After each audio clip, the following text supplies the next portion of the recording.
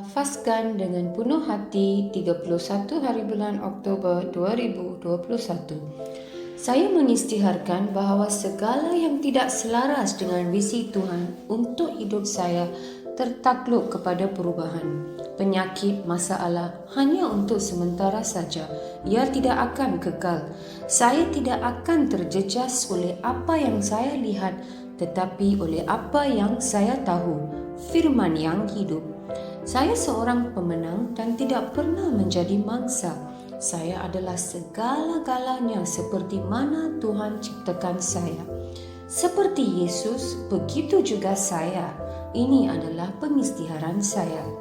Pengakuan kesihatan dari Ilahi. Saya membawa kehadiran Ilahi Tuhan di dalam diri saya.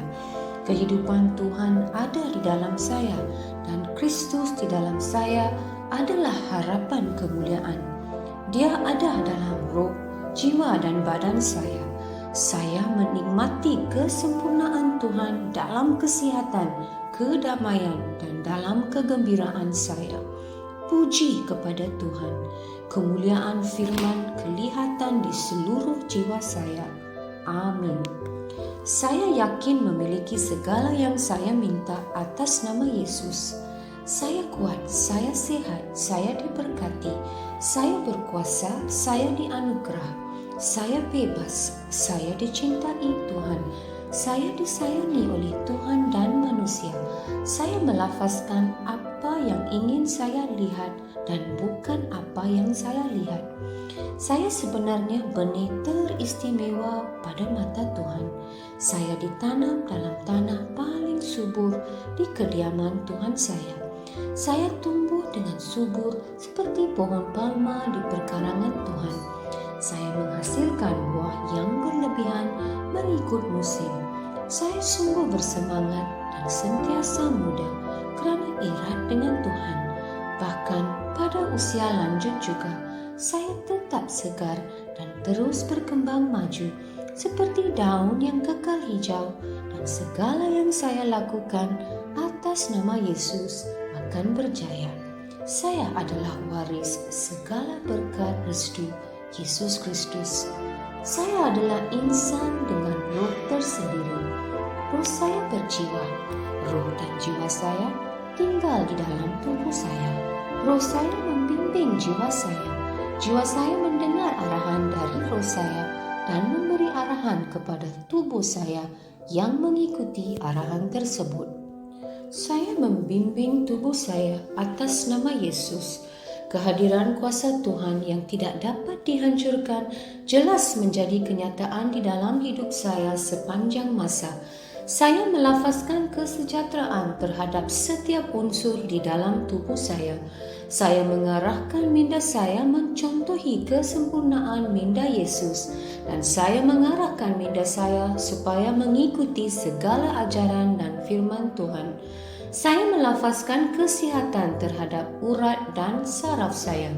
Saya melafazkan kekuatan pada otot dan ligamen saya. Saya melafazkan kecergasan menyelubungi hati saya.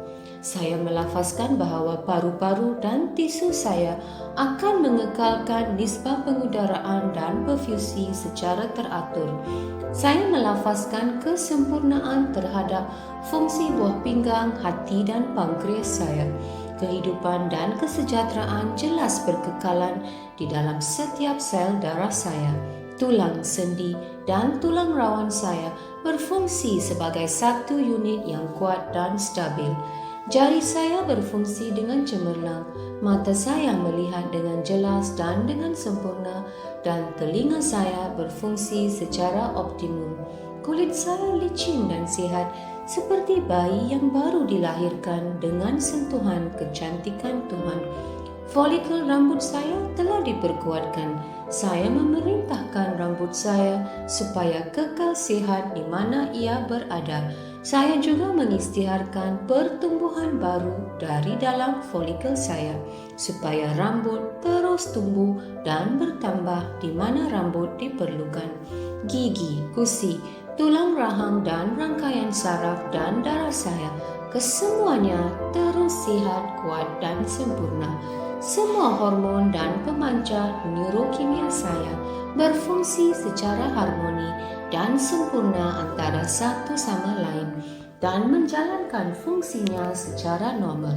Sistem pencernaan saya dapat mencerna, menyerap dan mengasimilasikan semua makanan yang dimakan dan segala baki dan sisa metabolik dikeluarkan dari tubuh secara teratur.